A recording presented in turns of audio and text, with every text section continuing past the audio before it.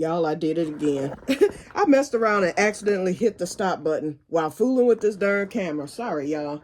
But yeah, Renee, remember when you said you and Theodora had a come to Jesus meeting where y'all had to come to a mutual agreement on a few things and compromises? Well, this is the one with Theodora.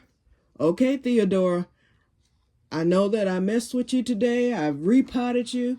I washed you though. I think that you kind of like getting your roots washed because you look at that little leaf coming. You kind of perked up and did something different once I got you repotted in here. You're away from the fungus gnats finally, which is good. So you're fungus gnat free now. You've been washed. I've spread out some of your roots.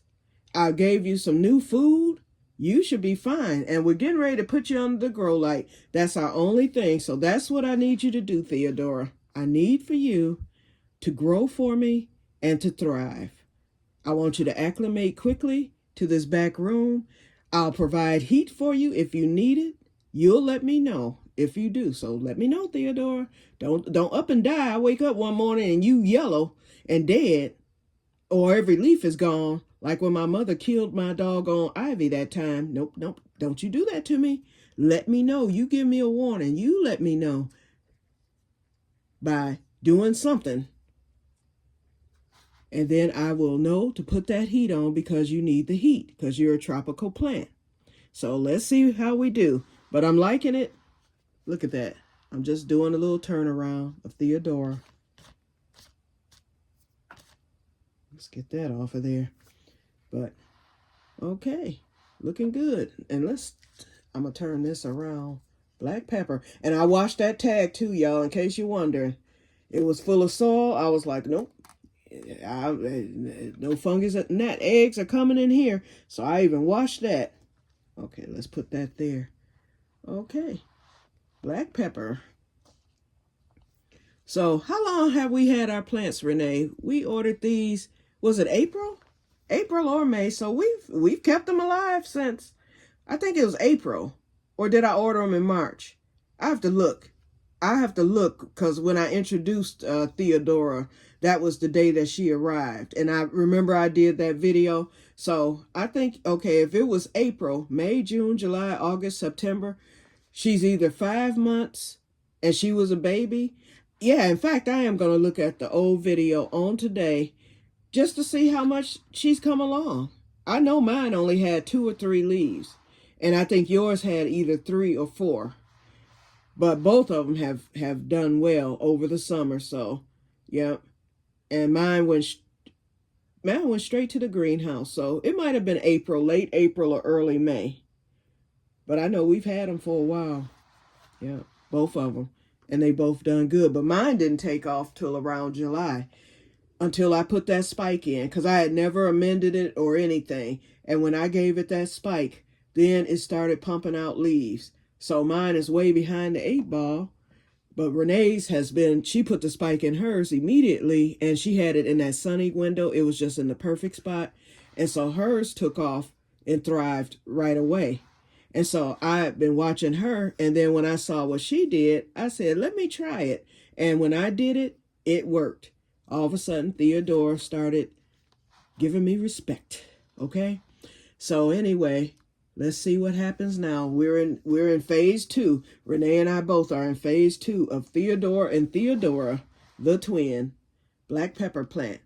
And if they survive over the winter, then I still have the email, of the Etsy shop where I got them. And she was the cheapest because these plants cost like $40, $50 for just baby plants, 1 inch. And ours was 1 to 5 inches, and it was about 2 inches when we got it. But anyway, plants smaller than ours be running 40 and 50. I think I paid $12 for these plants. And it came two plants in the thing. So my total was 12, plus I had to pay shipping, but that wasn't that much. I think the shipping was standard, like $4 or $5 or something. It was well worth it. And healthy plants too, because I saw pictures of them and stuff. I took a chance and it worked out. So we might have to, if we can keep them alive during the winter, we may have to get, I'm thinking maybe 2 more plants for next year. And then that way we'll have a bush of them, and then we can get lots of pepper. But they say one plant, they say in the second year, they usually produce its first peppercorns, and they say it produces quite a bit. So we shall see. I'm going to be patient. I'm just happy to have it. Yep. All right. I've been rambling for too long now, so let me get off of here, you guys. And it's starting to get dark. The sun is setting, so it must be 7 o'clock now. I've been on here how long? Oh, well, I don't know, because this is part 2. Okay, so I'm going to get off of here, you guys. Oh, and before I do,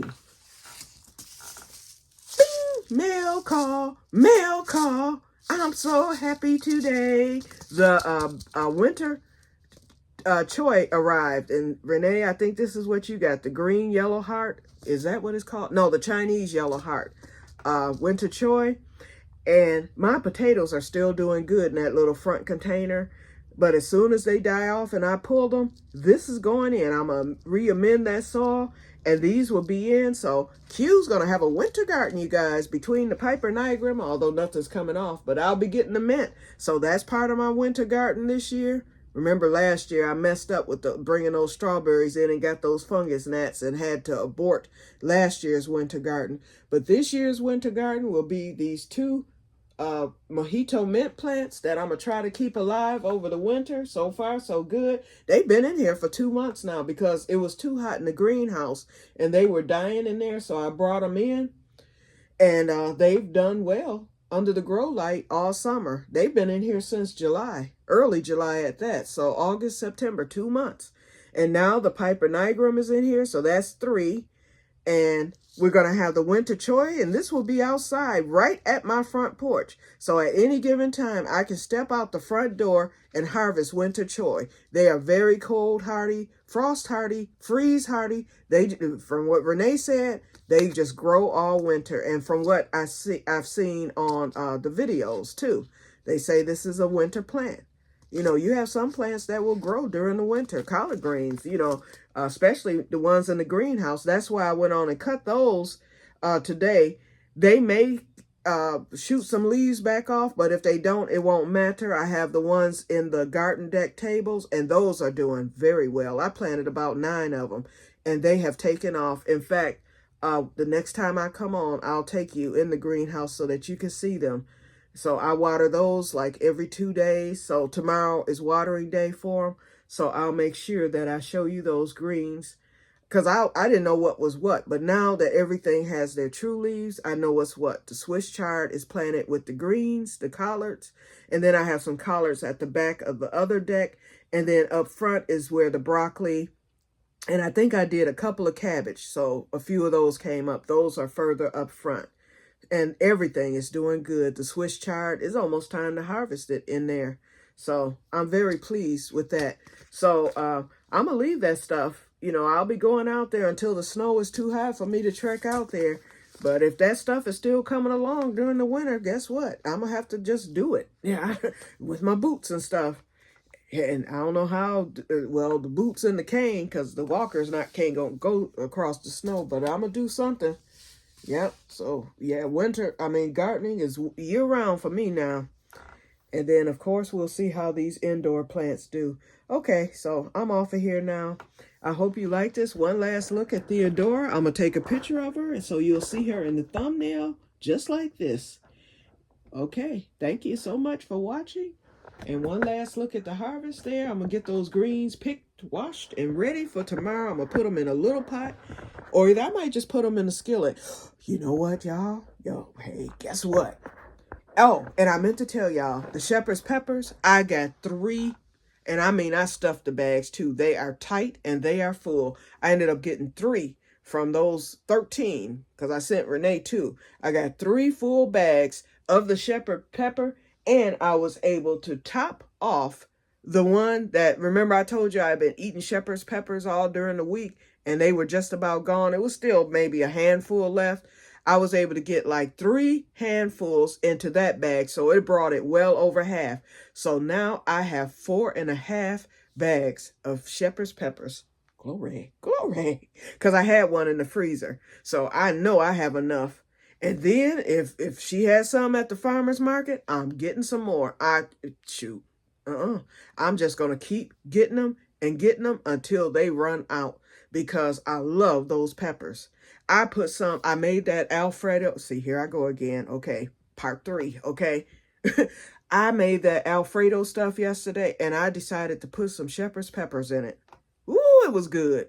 And those cipollinis, I use that as my onion for that. Oh man. Oh, it's just delicious. So I have 5 cipollinis left and I'm gonna figure out, oh, I can put some in the greens tomorrow and I'm gonna put some of the shepherd's peppers from the ones that I'm using that's in the freezer in the kitchen.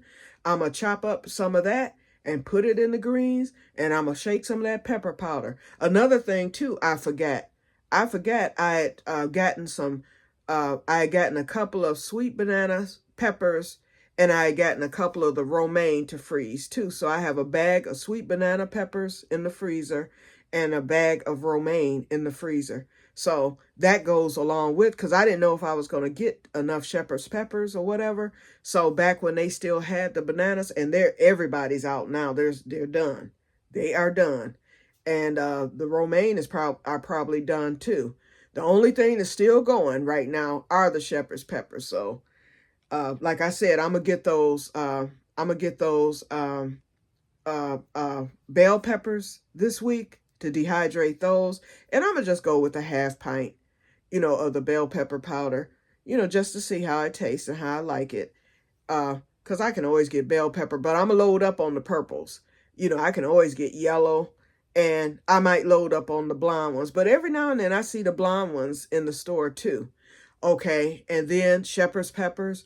And I might, because I have so many, I might take, depending on how many I get, I might strip them up and dehydrate those too, since I'm back to dehydrating. And then I can make a pure shepherd's pepper powder or whatever. Yep. Okay, so that's it, you guys. So yeah, I got all those shepherd's peppers. And then, like I said, I made that fettuccine or whatever I'm calling it. And I used my German noodles. It came out excellent. It is delicious. Delicious. Okay, so I'm going to get off of here, you guys. I'm going to get on in here, crochet, and enjoy the rest of my evening. So I will talk to you all later, and may God bless you all. Have a good one. See you in the next one. Bye-bye.